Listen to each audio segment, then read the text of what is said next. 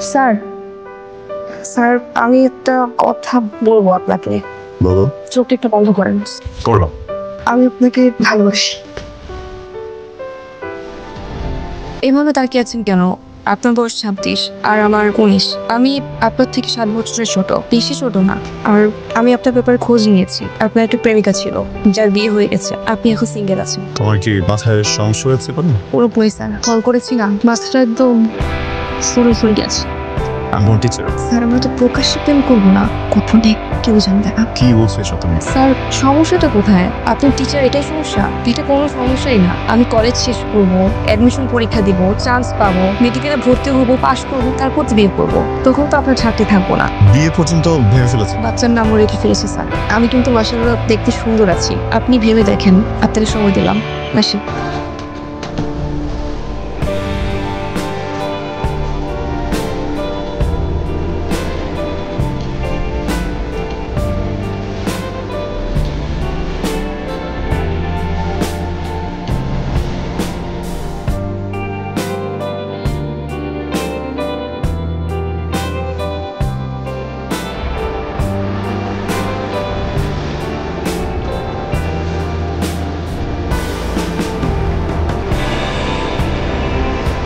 আপনি তো কিছু জানলেন না? Very advance.